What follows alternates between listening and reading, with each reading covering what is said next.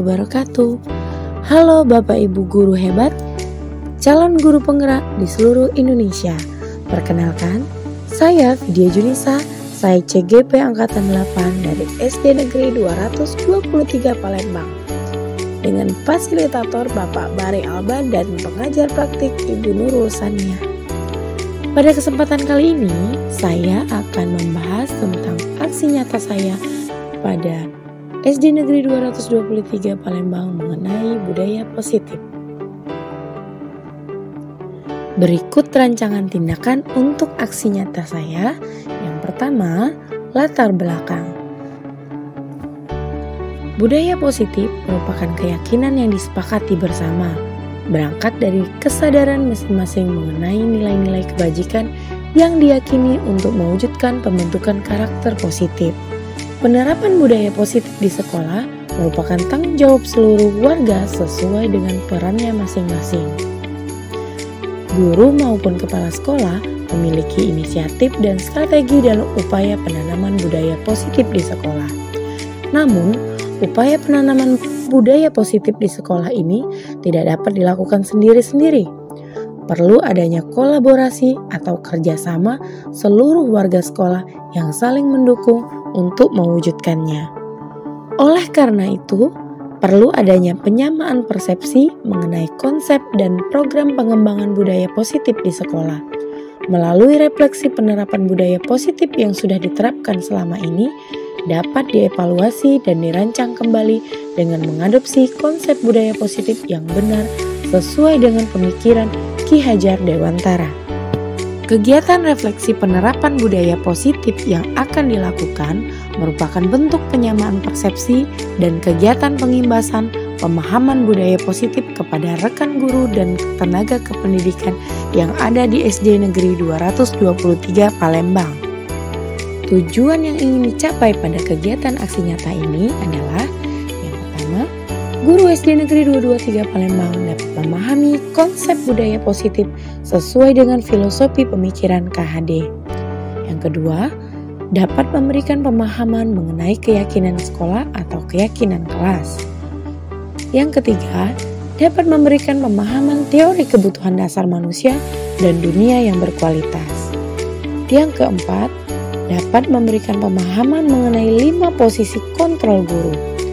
Yang keenam, dapat memberikan teori motivasi, hukuman, penghargaan, dan segitiga restitusi pada rekan guru SD 223 Palembang. Dan yang terakhir, guru dan kepala sekolah SD Negeri 223 Palembang dapat termotivasi untuk melakukan penerapan budaya positif sesuai dengan filosofi pemikiran KHD. Selanjutnya, tolak ukur keberhasilan kegiatan pengimbasan ini apabila yang pertama, mendapatkan respon yang positif dari peserta kegiatan, tentunya bersemangat dalam mengikuti kegiatan. Yang kedua, pemahaman peserta tentang kegiatan konsep budaya positif sesuai dengan filosofi pemikiran Ki Hajar Dewantara. Dan yang ketiga, peserta kegiatan memiliki komitmen untuk menerapkan konsep budaya positif dengan tahapan restitusi dan posisi kontrol manajer dalam mengatasi persoalan murid untuk mewujudkan keyakinan sekolah atau keyakinan kelas. 4. Terjalinnya komunikasi aktif dan efektif antara seluruh warga sekolah. Dan yang kelima, meningkatkan penerapan budaya positif pada murid dengan motivasi intrinsik atau motivasi dari dalam. Tindakan lini masa yang sudah saya lakukan pada tanggal 17 Juli 2023 yaitu menyusun rencana pembuatan keyakinan kelas. Kemudian berkoordinasi dengan kepala sekolah terkait dengan kegiatan yang akan dilakukan. Setelah tanggal 18 sampai tanggal 20 Juli 2023, saya menjelaskan tentang keyakinan kelas dan mekanisme pelaksanaannya. Kemudian, mempersiapkan materi dan kelengkapan yang akan digunakan pada saat kegiatan pengimbasan. Selanjutnya pada tanggal 21 Juli 2023, saya melaksanakan kegiatan dengan memfasilitasi murid membuat dan melaksanakan keyakinan kelas. Yang kedua, saya melaksanakan pengimbasan pemahaman budaya positif pada guru dan staf di SD Negeri 223 Palembang. Dukungan yang dibutuhkan pada kegiatan pengimbasan aksi nyata di sini adalah respon positif dari seluruh warga negeri SD Negeri 223 Palembang, terutama Bapak Kepala Sekolah, rekan guru, dan tenaga kependidikan lainnya. Yang kedua, sarana dan prasarana sekolah seperti perlengkapan presentasi dan tempat pelaksanaan. Yang ketiga, dukungan komite dan wali siswa untuk mewujudkan keyakinan sekolah dan budaya positif di lingkungan SD Negeri 223 Palembang. Pelaksanaan aksi nyata yang saya lakukan meliputi 2 episode. Episode yang pertama adalah membuat keyakinan kelas pada kelas yang saya ampu, kelas 4A. Episode yang kedua adalah kegiatan pengimbasan budaya positif pada rekan guru dan tenaga kependidikan di SD Negeri 223 Palembang. Berikut ini merupakan kegiatan aksi nyata saya di dalam kelas dalam membuat keyakinan kelas dan penerapan budaya positif di dalam lingkungan SD 223 Palembang.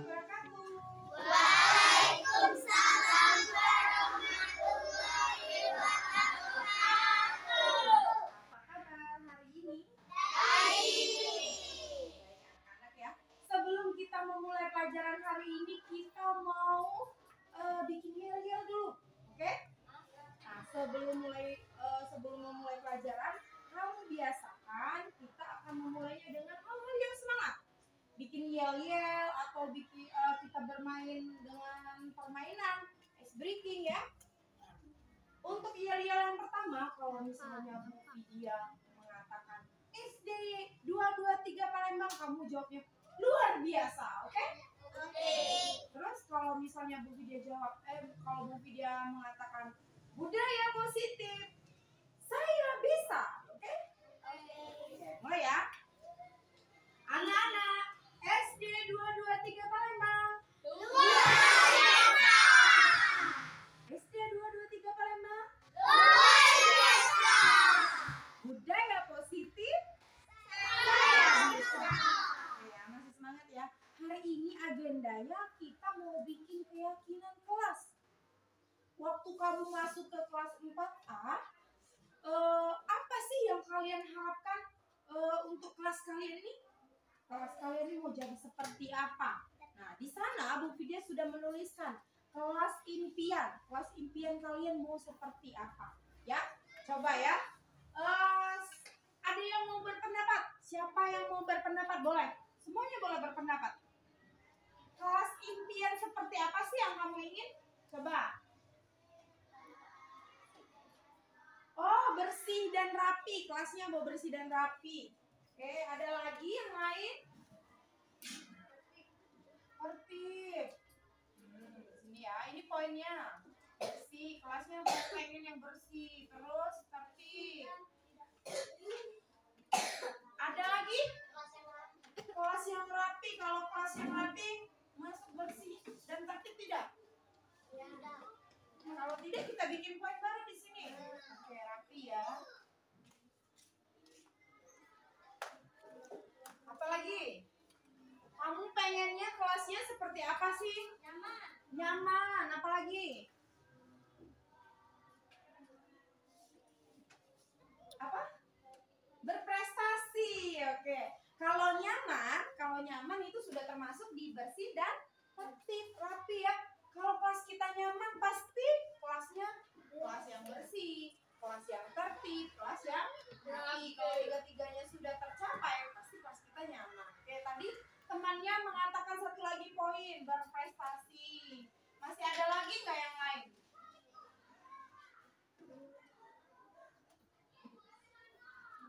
Ada lagi?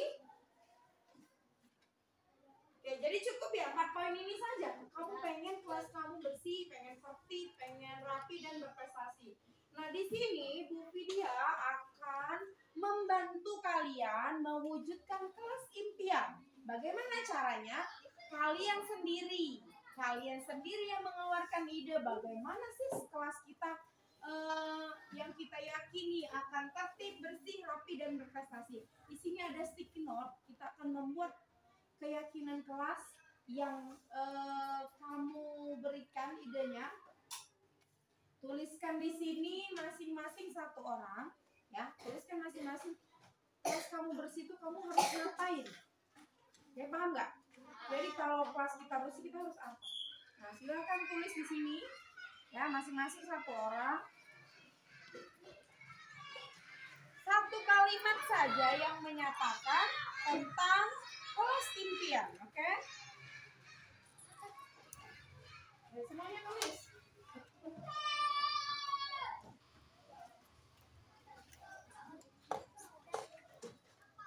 Nanti kertas ini akan kita tempelkan di kolom keyakinan kelas.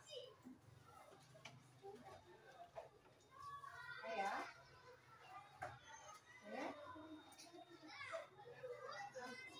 Oke, sudah selesai semuanya? Sudah. Nah, tulisan yang kamu buat di sticky note itu tentang keyakinan kelas kita boleh kalian tempelkan di kolom keyakinan kelas. Ayo coba.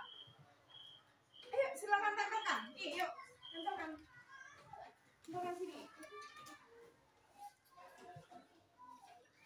Bantu ya. Ayo terus.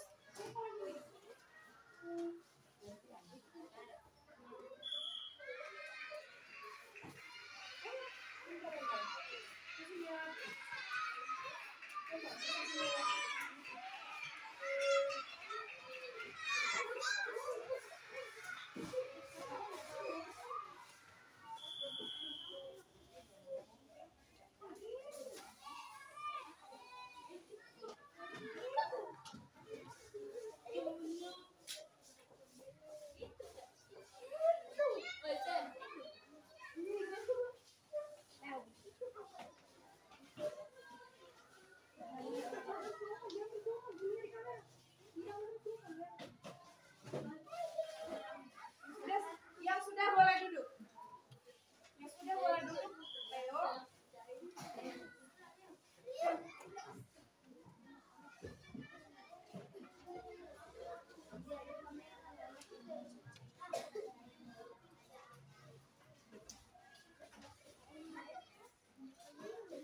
Oke, baik ya. Di sini semuanya sudah menempel. Nah, poin yang sama akan kita gabungkan ya, karena buat keyakinan kelasnya satu saja. Ini yang pertama, pikir tidak boleh datang terlambat. Nah, di sini juga ada tidak datang terlambat. Ya, yang ini sama, tidak datang terlambat sama. Kemudian ada lagi, tidak boleh buang sampah sembarangan. Ini termasuk yang bersih ya. Bersih. Baik.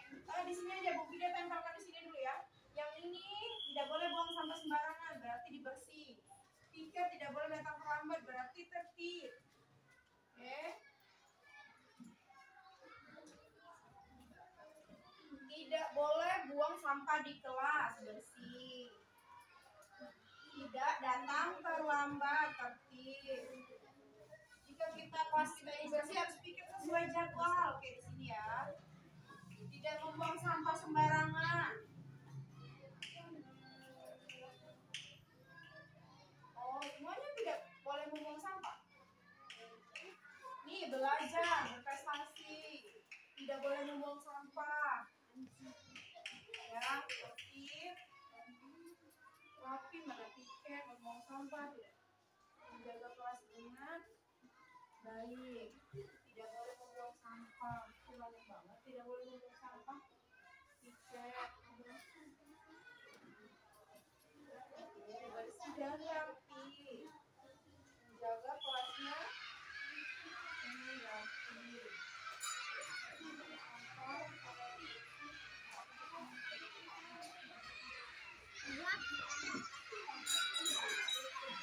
Baik ya, dari poin ini, dari poin yang ini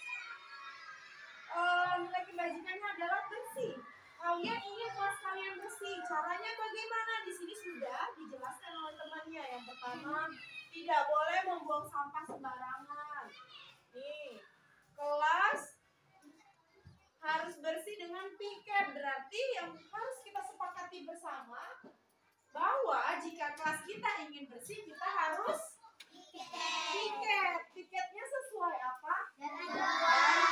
Please ya, sepakat semua? Nah, tiket sesuai jadwal. Tiket sesuai jadwal. Oke, ada lagi?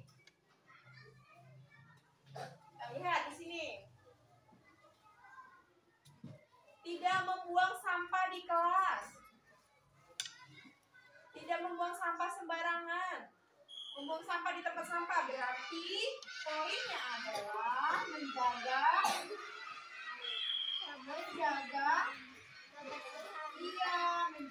kebersihan. Kalimat tidak boleh membuang sampah, mungkin dia akan ganti menjadi kalimat yang lebih positif ya. Jadi kalimat tidak boleh membuang sampah, mungkin dia ganti menjadi kalimat yang positif. Sepakat tidak? Sepakat ya. Jadi tidak boleh membuang sampah, mungkin dia ganti menjadi menjaga kebersihan. Oke, semuanya sepakat? Sepakat. Oke. Yang di sini tertib. Tidak datang terlambat. Kemudian ada temannya yang menuliskan di sini tidak boleh ribut. Tidak boleh berantem. Nah, jadi keyakinan yang kita buat, kalimat positifnya apa ya? Kalimat positif itu kalimat yang tidak mengandung kata jangan dan tidak. Kita ganti coba. Tidak boleh datang terlambat tadi. Jadi datang tepat waktu. Datang tepat waktu. Apa lagi?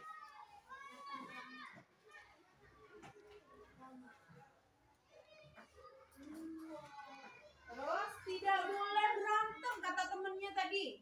Di sana sepakat tidak? Tidak boleh berantem. Sepakat. Tidak boleh ribut, tidak boleh berantem. Kata kalimatnya kita ganti jadi kalimat yang positif apa? Apa ya? Menjaga. Ya, boleh menjaga kata kita.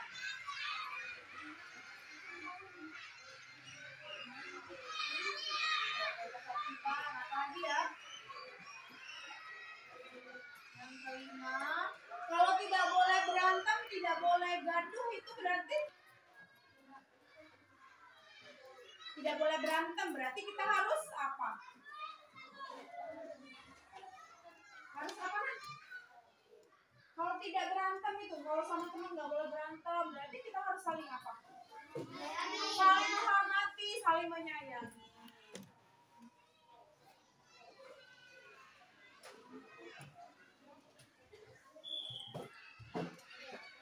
Saling menghormati dan menyayangi. Terus tadi kalian mengatakan bahwa kelasnya adalah kelas yang berprestasi. Bagaimana sih cara kita supaya kelas kita berprestasi? Belajar dengan apa? Dengan giat, dengan semangat. Oke ya, yang keenam, belajar dengan semangat.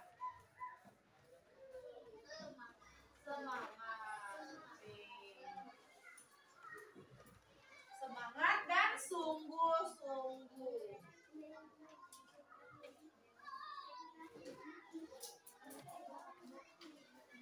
Nah, di sini kita sudah membuat keyakinan kelas. Ada 6 poin. 6 poin keyakinan kelas. Jadi, ketika kamu tidak melaksanakan keyakinan kelas, Leo, apa yang akan kamu dapatkan? Kalau kamu tidak melaksanakan keyakinan kelas, apa yang kamu dapatkan? Kelasnya menjadi kotor, tidak nyaman, apalagi? Tidak tertib, kemudian tidak bersih. Kamu mau tidak kalau kelasnya tidak tertib, tidak bersih, dan tidak nyaman? Tidak, oke? Kalau begitu, sama-sama kita akan laksanakan keyakinan kelas. Nah, karena kita sudah membuatnya bersama-sama, kalian boleh ikut menandatanganinya. Di sini ya, bawa penanya masing-masing. Boleh ikut menandatanganinya. Oke, mulai dari sini dulu. Kita tanda tangani. Boleh sembarangan.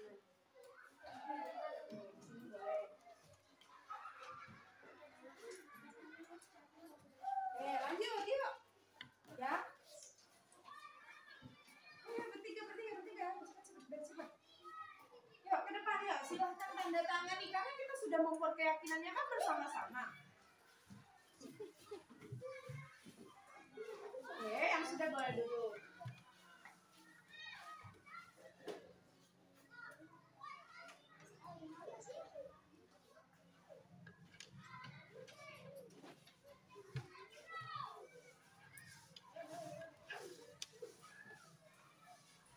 Gantian. Yang sudah boleh duduk. Gantian. Nah, yuk. Lea boleh duduk.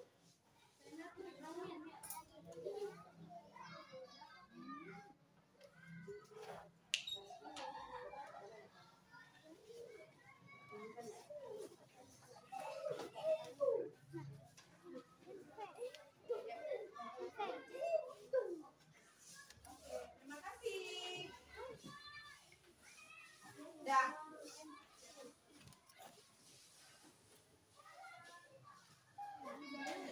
Sudah ya, terima kasih. Berarti kesepakatannya mulai kapan kita akan jalankan? Hari ini.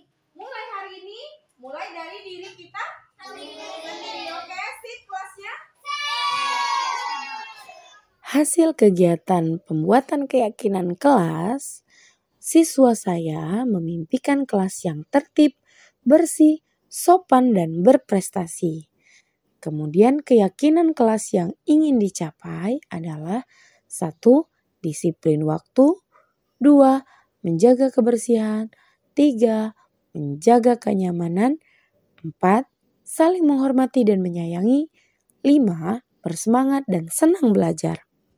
Keyakinan kelas yang dibuat tidak memerlukan banyak poin, namun kelima poin ini sudah mencakup kelas impian yang diinginkan dan diyakini oleh murid-murid saya di kelas.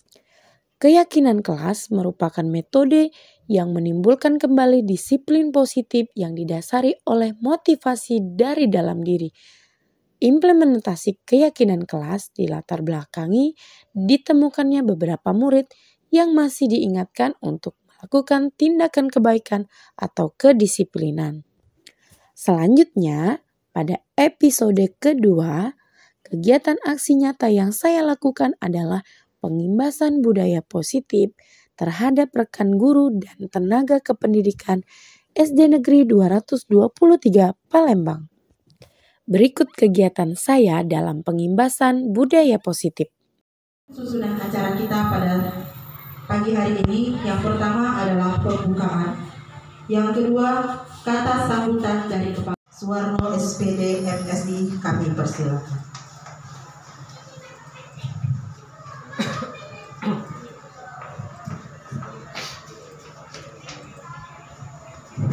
Baik, assalamualaikum warahmatullahi wabarakatuh. Maka akan terbit pada tahun 2024. Jadi bisa lihat, yang ini tadi itu adalah tahun 2022 dulu, hasilnya 2022 itu tentang lingkungan sekolah. Nah, apa yang saya sampaikan pada kesempatan ini mengingat situasi pada hari Jumat. Baik, assalamualaikum warahmatullahi wabarakatuh.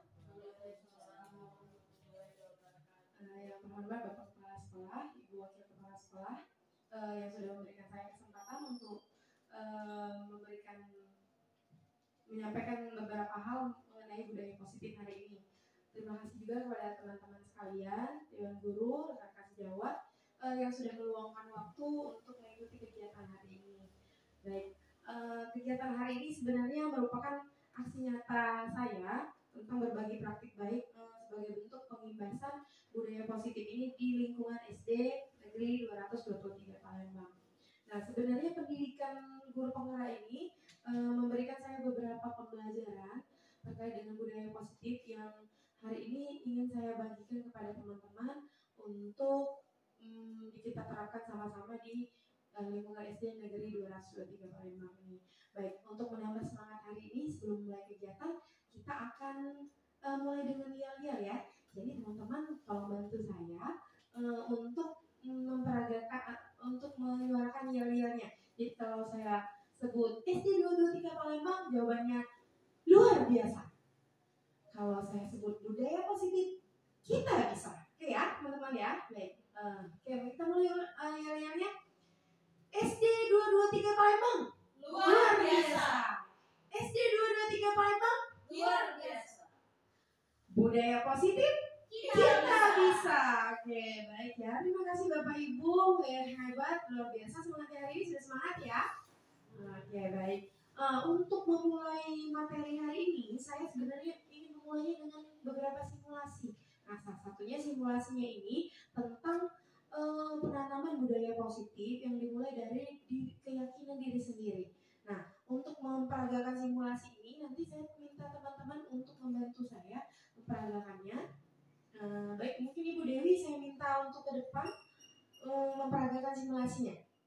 Menurut dia berharga yang saya berikan kepada Ibu Dewi. Nanti Ibu Putri akan berusaha untuk mengambil sesuatu yang berharga ini.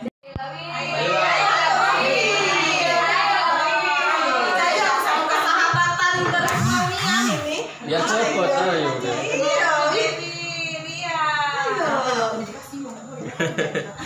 Paksa aja kan. Kalau C itu kira-kira siapa lah kawan kau paling penting, paling berharga, paling berkesan dari kau? Siapa dia nak ambil kartu barangkali? Nah, iya. Baik teman-teman, jadi dari simulasi yang sudah kita lakukan, kita masuk ke materi ya. Materinya hari ini penerapan budaya positifnya.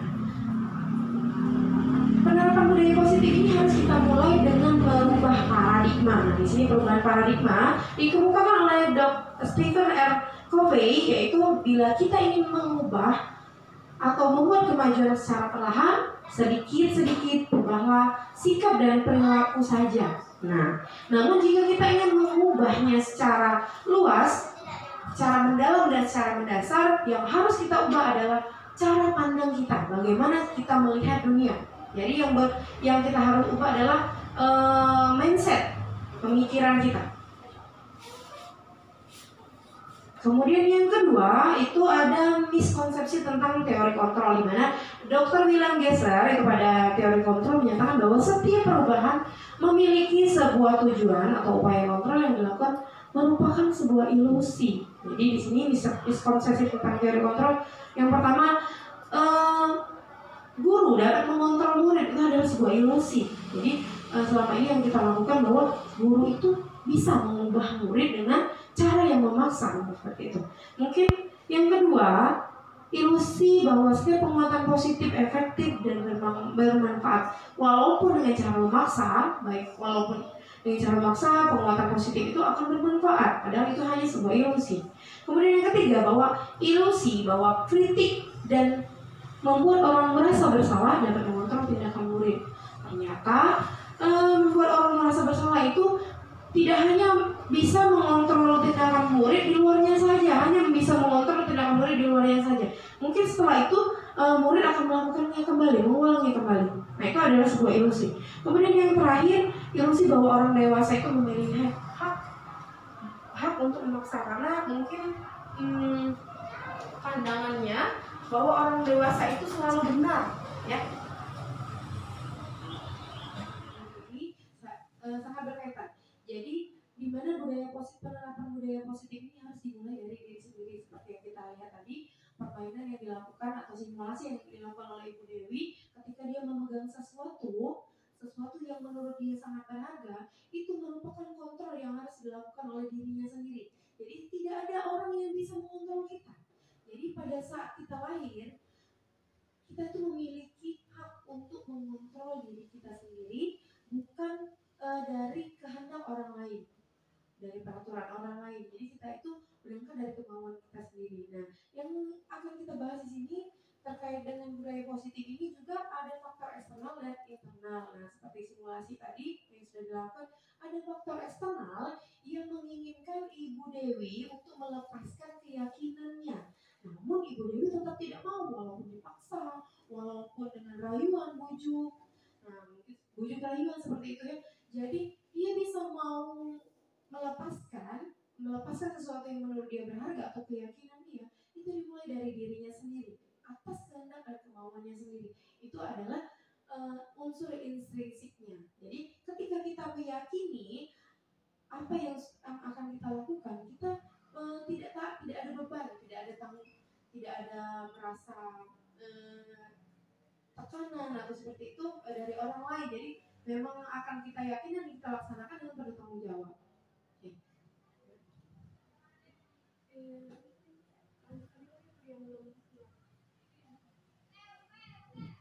Baik ya, materinya sebenarnya dimulai dari perubahan paradigma. Jadi dari simulasi yang sudah kita lakukan itu sebenarnya balik lagi ke perubahan paradigma.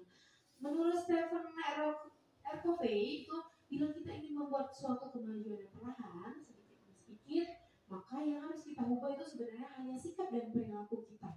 Nah, namun jika kita ingin merubah sesuatu yang besar, yang mendalam dan mendasar, maka kita akan merubahnya memulai dengan cara berpandangan atau cara berpikir.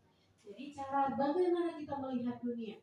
Nah, paradigma yang harus kita ubah itu aspek-aspek tertentu tentang realitas. Paradigma dari stimulus respon ke pendekatan teori kontrol seperti ini. Jadi di sini terlihat sekali perbedaannya, di mana pada stimulus respon itu realitas atau kebutuhan kita itu dianggap sama, semuanya sama setiap manusia. Padahal di teori kontrol itu realitas atau kebutuhan setiap manusia itu sangat berbeda. Kebutuhan kita dengan yang lain itu pasti berbeda. Kemudian yang kedua, melihat semua orang itu dengan cara yang sama. Padahal di teori kontrol setiap orang itu memiliki gambaran yang berbeda-beda terkait dengan sifat dan tingkah lakunya ya. Kemudian yang ketiga, kita coba mengubah orang lain agar berpandangan sama dengan kita. Jadi orang itu harus cara berpikirnya sama dengan kita. Ternyata tidak. Di teori kontrol itu kita berusaha memahami pandangan orang lain dengan pandangan yang lebih luas. Jadi ketika kita menjadi dia seperti apa, mungkin seperti yang di simulus yang dilakukan oleh Ibu Dewi tadi, dia menganggap sesuatu yang berharga itu berbeda dengan yang dipandang atau dilihat oleh Ibu Putri. Ibu Putri mungkin menganggapnya itu biasa saja yang dipegang oleh Ibu Dewi, cuma bola, cuma rahasia kecil. Nah, tapi bagi Ibu Dewi, dengan kita berpandangan seperti dia, oh mungkin itu sangat penting bagi dia. Itu tidak akan menimbulkan tidak menimbulkan respon yang positif atau faktor dari eksternalnya. Kemudian orang lain bisa mengontrol saya, padahal hakikatnya yang bisa mengontrol diri kita itu hanya diri kita sendiri. Hanya saya, hanya Anda yang bisa mengontrol diri Anda. Nah, kemudian di stimulus respon itu saya bisa mengontrol orang lain, atau saya bisa memaksa orang lain untuk melakukan apa yang saya inginkan. Nah, di stimulus kontrol ini pada saat bujukan itu tidak bisa dilakukan, maka akan terjadi pemaksaan. Nah, padahal di teori kontrol di sini ada kolaborasi atau konsensus menciptakan pilihan-pilihan baru. Kita bisa memberikan anak-anak atau orang lain itu pilihan untuk menyelesaikan masalahnya. Nah, di stimulus respon orang berpikir menang dan kalah. Ketika orang melepaskan, kita anggap itu kalah, dan kita yang menerima itu dianggap menang. Padahal di teori kontrol metode berpikirnya itu semuanya menang. Ketika orang melepaskan, dia merasa menang, dia merasa merdeka. Sedangkan orang yang menerimanya pun dia merasa menang, merasa merdeka juga, seperti itu. Oke, lanjut ya. Disiplin positif dan nilai-nilai kebajikan itu merupakan disiplin positif yang mengandung nilai-nilai yang menurut Ki Hajar Dewantara, di mana ada kemerdekaan, di situ ada disiplin yang kuat. Nah, selama ini disiplin ini kita hubungkan dengan sifat kepatuhan dan ketidaknyamanan. Jadi kalau kita melaksanakan disiplin itu kita tidak nyaman, kita ada bebannya. Namun di teori kontrol yang ini, disiplin positif ini lebih ke konsekuensi. Jadi orang itu tidak terbebani untuk melakukan sesuatu sesuai dengan keyakinannya.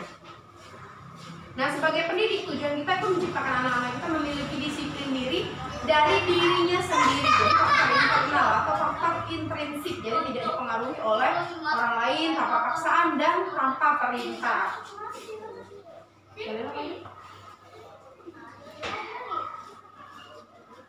Fokusnya itu fokus dari penerapan nilai budaya positif ini adalah mengacu pada profil pelajar Pancasila, di mana nilai-nilai kebajikan ini merupakan sifat-sifat positif manusia yang memiliki tujuan yang ingin dicapai setiap orang atau setiap individu. Nah, berdasarkan apa? Berdasarkan fondasi dasar-dasar berpikir, apalagi kita berada di timur seperti itu.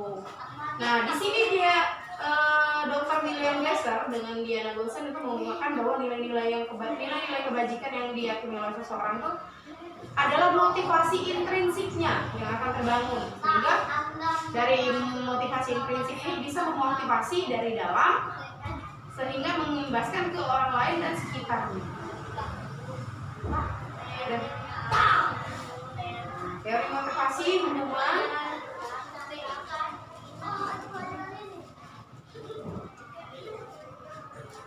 kita lanjutkan ya.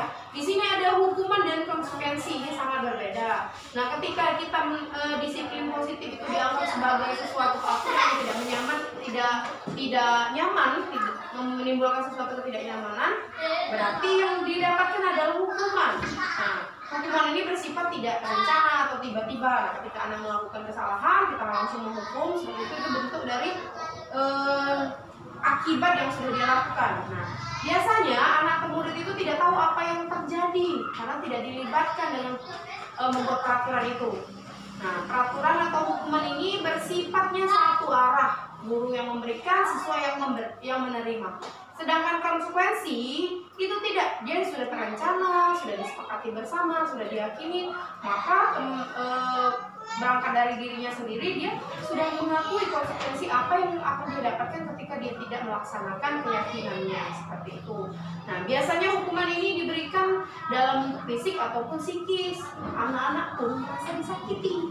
Tapi kalau misalnya di keyakinan, konsekuensi itu murid itu terlihat mungkin awalnya tidak nyaman dalam jangka waktu yang pendek, namun konsekuensi biasanya ini diberikan berdasarkan suatu data yang dapat diukur. Jadi anak-anak itu sudah sadar apa yang akan dia dapatkan, dampak dan manfaatnya. Oke, mungkin seperti itu ya teman-teman. Nah, penerapan budaya positif ini bisa kita jalankan dengan segitiga restitusi, di mana segitiga restitusi ini merupakan proses untuk menciptakan kondisi murid untuk memperbaiki kesalahannya sehingga dia bisa kembali ke komunitasnya dengan karakter yang lebih kuat. Kita tidak dapatkan, maka akan timpang. Nah, yang gak stres pun mungkin ada 6 poin ini tidak terpenuhi. Nah, misalnya tadi tidak mendapatkan kasih sayang kan, jadi tiap hari nak berengut, baik. Nah, itu terus tidak diterima. Nah, rasa diterima ini misalnya tidak belum itu menjadikan nilai kebajikan yang baru, poin yang baru. Nah, jadi anak-anak menyatakan pendapat masing-masing.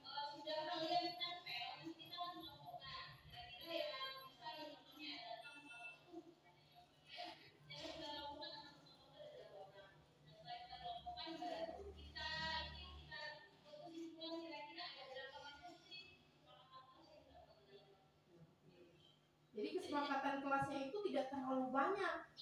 Kalau misalnya kita buat peraturan kelas, saya dulu pernah tempel sampai tidak muat karton itu, bikin peraturan itu, udah boleh nih, banyak ya sampai tidak muat. Anak-anak sudah baca, aduh banyaknya bu peraturan kelas ini, jadi mereka sudah terbeban. Nah, tapi ketika di sini membuat keyakinan kelas itu tidak terlalu banyak, tapi mencakup poin-poin itu. Saya tadi menjaga ketertiban, kan poin menjaga ketertiban itu banyak, tidak boleh contek seperti itu. Nah, kalimat yang tidak tadi dirubah menjadi kalimat yang positif, karena tidak datang terlambat, jadi datang tepat waktu gitu. Nah, dari keyakinan kelas ini anak-anak sudah tahu konsekuensi apa yang dia dapatkan ketika dia melanggar keyakinan kelas. Contoh keyakinan kelas ini satu, hormat. Jadi kami sangat Keyakinan bahwa orang penting untuk menghormati semua orang dan milik orang lain. Nah, dari sini kan banyak sekali penjabarannya. Misalnya minjem tuh harus ngomong apa. Terus kalau mengembalikan terima kasih kan jadi satu dia. Jadi satu pokok atau satu nilai kebajikan. Terus kalau misalnya minjem tuh balikin kan harus bertanggung jawab seperti itu. Jadi cuma ada 3 di sini keyakinan kelasnya. Nah, semua keyakinan kelas ini sebenarnya berangkat dari kebutuhan manusia. Nah, kebutuhan manusia untuk bertahan hidup, kebutuhan manusia akan kasih sayang, rasa diterima, kesenangan, kebebasan dan penguasaan. Kalau salah satu kebutuhan manusia ini tidak ada, misalnya kita tidak dapatkan, maka akan timpang. Nah, yang nggak stres itu mungkin ada 6 poin ini tidak terpenuhi.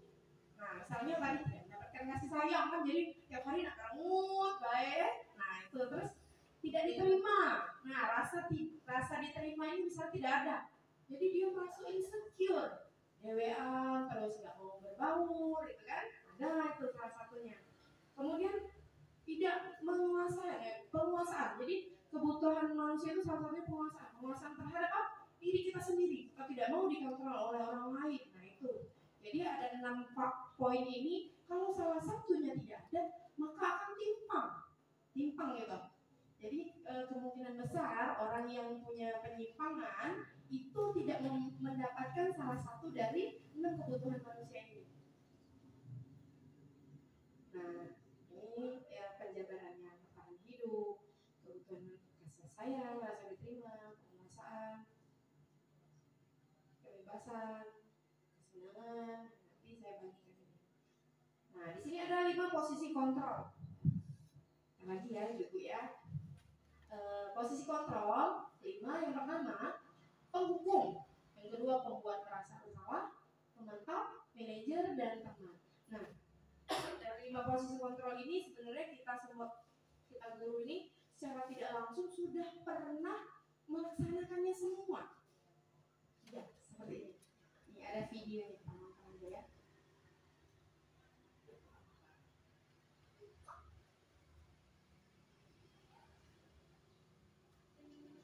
Nah, ini posisi penghukum.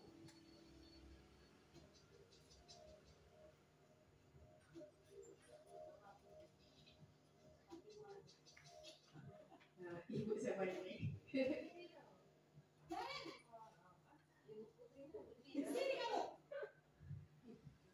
Ibu Putri. Selalu terlambat. Kamu deh pasti terlambat. Apa coba? Alasan kamu apa lagi? Kapan sih kamu tidak terlambat? Malas sekali ya kamu jadi anak. Dasar pemalas. Gak kapok-kapok sih kamu. Sudah berapa kali terlambat? Sana, kamu keliling lapangan basket 2 kali. Kenapa? Kamu melawan ibu. Berani-beraninya jawab sudah terlambat, masih berani jawab pula. Sekarang keliling lapangan basket 5 kali sekalian. Biar kamu cepat pergi sana ke lapangan basket. Ini untuk posisi penghukum. Ada lagi ya ini. Ini posisi pembuat merasa bersalah.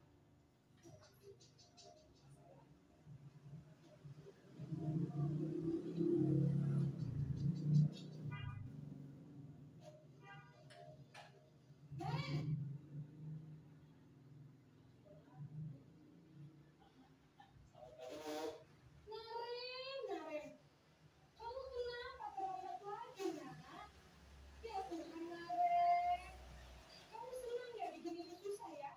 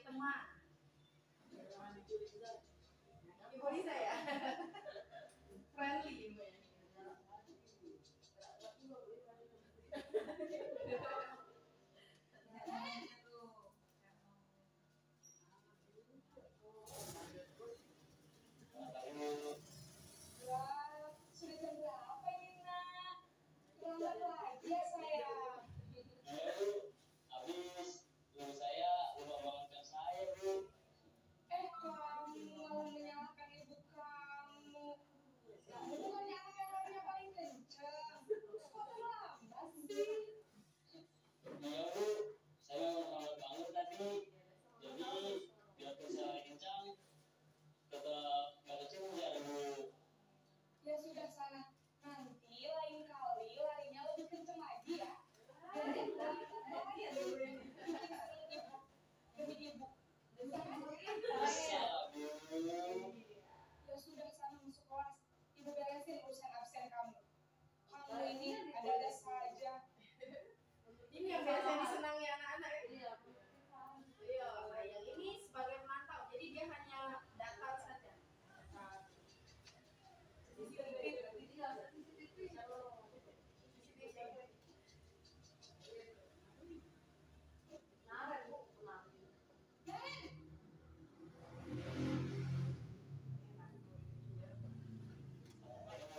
Kemarin, apa peraturan sekolah kita tentang jam berapa kita harus masuk sekolah? Kita harus di sekolah jam 7. Iya betul. Sekarang sudah jam 7.20. Kalian sudah tahu konsekuensinya jika terlambat hadir. Paham Bu? Saya harus tinggal kelas pas jam istirahat selama 20 menit. Iya benar. Konsekuensinya demikian.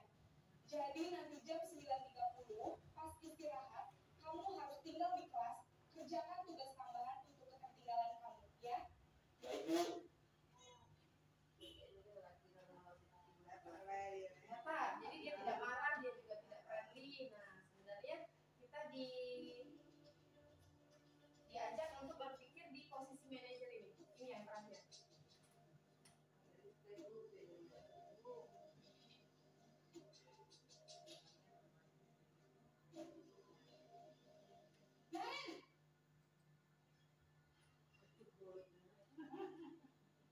Selamat pagi Bu. Selamat pagi, Naren. Maaf Bu, saya terlambat. Iya, sekolah masuknya jam 7, sekarang sudah jam 7.20. Jadi sekarang bagaimana ini, Naren? Maaf Bu, saya lupa setelah alarm saya semalam. Baiklah, menurut kamu, keyakinan sekolah yang mana yang perlu kamu tingkatkan? Menghargai diri sendiri dan orang lain juga Bu. Setuju. Jadi, apakah Naren meyakini prinsip saling menghormati tersebut? Iya Bu, saya meyakininya. Apakah Naren bersedia memperbaiki masalah keterlambatan ini? Bersedia Bu. Bagaimana kamu akan memperbaiki masalah keterlambatan ini? Saya akan coba untuk tidak lupa menyetel alarm saya Bu. Baik, kalau Naren lupa menyetel alarm di rumah, ada orang yang kira-kira bisa bantu mengingatkan tidak? Ada Bu, kakak saya, Kak Emma. Ada lagi selain Kak Emma? Selain Kak Emma, ada ibu saya. Baik, jadi yang mengingatkan Naren adalah Kak Emma dan ibu kamu ya. Kira-kira akan mulai setel alarm kapan Naren? Setelah pulang sekolah, akan segera saya lakukan. Baik, jadi Naren akan setel alarm untuk bangun besok pagi dan akan diingatkan oleh kakak dan ibunda Naren ya. Ada lagi yang mungkin perlu dilakukan Naren agar tidak terlambat bangun lagi? Tidak ada Bu. Baik Naren, terima kasih untuk kerjasama kamu. Sekarang kamu perlu kembali ke kelas untuk belajar. Baik Bu, terima kasih. Gimana kamu? Kira-kira posisi manakah yang sudah Bapak Ibu ambil? Satu. Oh, iya. Ternyata dari pengalaman saya juga, kita sebagai guru sudah pernah melakukan kelima-limanya. Nah, di kurikulum Merdeka ini juga penerapan budaya positif ini sebenarnya kita dianjurkan untuk mengambil posisi yang paling terakhir. Jadi anak-anak itu timbul dari dirinya sendiri untuk mengungkapkan masalahnya, kemudian juga mencarikan solusi untuk dirinya sendiri. Jadi kan dia sendiri tadi, oh Bu, saya harus pesan, saya harus menyetel alarm, saya bisa minta tolong ibunda saya atau kakak saya. Jadi itu solusinya datang dari dirinya sendiri. Masalah pun dia menyadari dirinya sendiri bahwa dia salah. Tapi kalau misalnya kita ada di posisi yang sebelum-sebelumnya, itu ada beberapa kekurangannya. Contohnya misalnya nih, kalau di posisi pemantau itu murid akan memahami konsekuensi yang harus dijalankan karena telah melanggar salah satu peraturan. Nah, murid itu akan menghitung konsekuensinya dan hadiah apa tanpa memahami sepenuhnya nilai kebajikan yang dituju, tidak sepenuhnya mandiri. Jadi anak itu tidak mandiri, kemudian anak itu juga tidak paham terjadi dalam permasalahannya. Mungkin bisa diulanginya lagi. Kalau misalnya yang di pertama tadi mungkin penghukum dia akan benci kepada bapak ibu guru kan, bapak itu serem. Nah, dia cenderung tidak menyukai gurunya, bahkan mata pelajarannya pun tidak suka. Saya dulu punya pengalaman di SMA, saya tidak menyukai guru fisika karena seperti itu. Karena saya selalu dihukum, saya selalu dibuat percontohan bagi teman-teman saya. Nah, jadi saya tidak menyukai ibu gurunya, juga tidak menyukai pelajaran fisika itu jadinya. Kalau yang pembuat berasa bersalah tadi, anak-anak jadi rendah diri, jadi dia insecure kan, jadi dia malu sama kawan-kawannya, malu sama ibu gurunya. Ya pun sudah membuat malu kan. Kalau yang posisi teman itu kebanyakan teman-teman tuh jadi anak-anak tuh jadi tergantung sama ibu guru.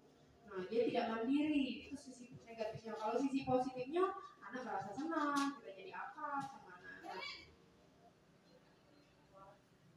Ya, posisi ini segitiga restitusi. Nah, ternyata segitiga restitusi ini merupakan proses untuk menciptakan kondisi bagi murid untuk memperbaiki kesalahan mereka sehingga mereka bisa kembali pada kelompok mereka dengan karakter yang lebih kuat, tidak merasa rendah diri dan tidak merasa lebih bungkak seperti itu. Nah, langkah-langkah restitusi yang pertama memvalidasi tindakan yang salah. Jadi mereka bisa menenangkan dirinya dulu, setelah itu baru mengakui saya salah.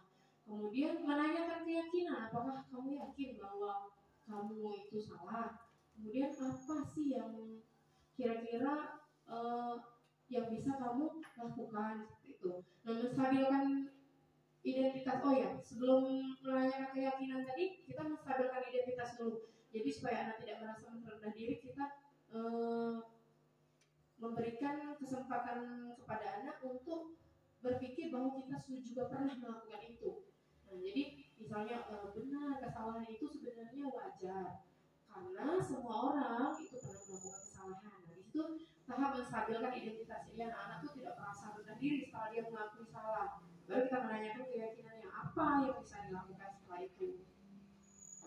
Nah, ini kalimat yang digunakan biasanya pemancing, kalimat pemantik. Jadi kita cuma nanyain, dia jawab sendiri. Kalimat pemancing saja. Ini kasus yang pertama, ini sudah saya lakukan kemarin. Pada saat dilakukan penilaian harian kelas, ternyata Zareta tadi tidak terima pekerjaannya itu dilakukan oleh temannya. Nah, Zareta ini marah dan tidak bisa menahan emosinya sehingga dia meluap-luap dan membanting meja seperti itu. Jadi membuat gaduh kelas. Ini saya coba lakukan. Sabarnya Bu Fija di sini.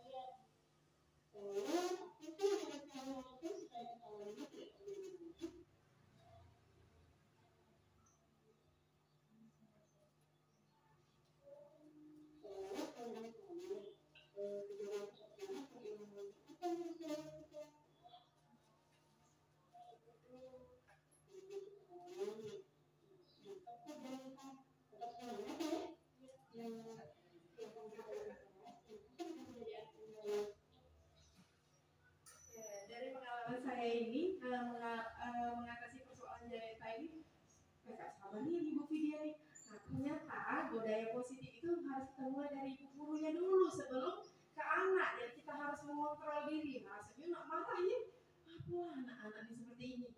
Pengen apa sih kita meluapkan perasaan kita kan seperti itu. Ternyata budaya positif itu ketika kita mulai dari kita sendiri, maka aura positifnya itu akan menular ke anak-anak. Kita menyelesaikannya dengan tenang, anak-anak pun tenang. Seperti itu teman-teman. Mungkin sampai di sini pemaparan yang bisa saya sampaikan. Untuk apa namanya PPT mungkin bisa saya share nanti di grup ya, bisa buka lagi. Nanti kita bisa sharingkan di luar pertemuan ini. Gimana Bu Tri? Baik. Kalau dari pemaparan saya tadi, kira-kira ada nggak teman-teman yang mau berbagi cerita, berbagi pengalaman atau menanggapi dari yang saya sampaikan? Kita punya waktu sedikit, jadi mungkin satu pertanyaan saja. Pertanyaan atau tanggapan seperti itu. Bu Dewi atau siapa? Atau Ibu Pus atau siapa mau yang menanggapi?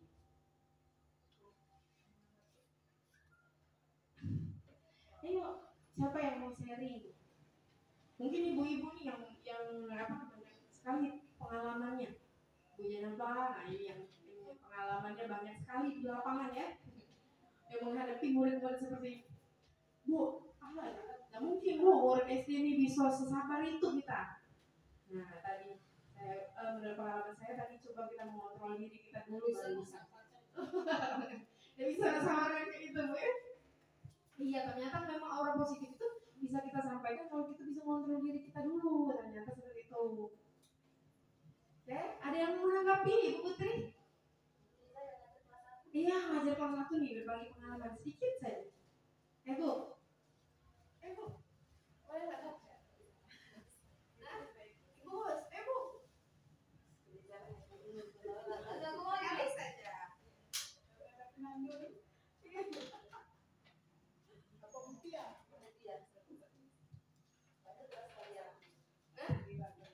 Bu Nur boleh kalau itu perwakilan kawan-kawan untuk menanggapi presentasinya ini.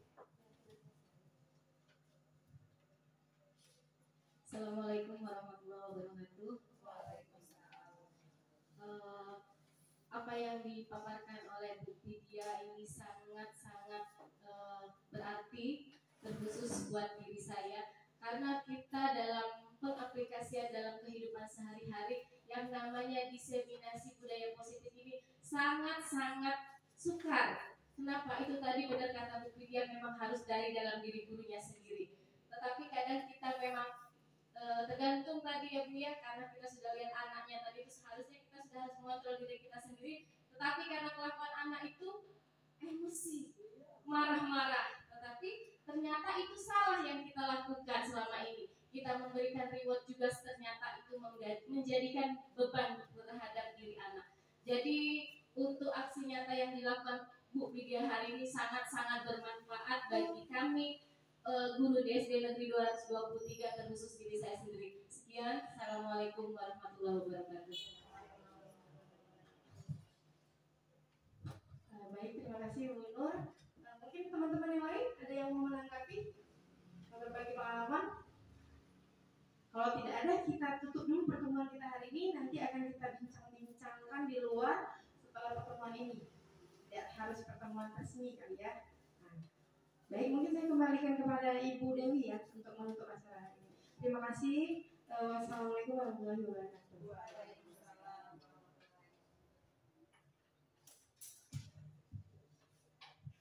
Baiklah, terima kasih kepada Ibu Vidya Indonesia yang telah memberikan kita materi yang sangat luar biasa, yang menjadikan kita sebagai guru ini merasa terketuk pintu hatinya, dan juga dari pengalaman kita sebelumnya mungkin sering kita lakukan, tapi tanpa disadari juga mungkin ada yang salah dari yang kita lakukan itu.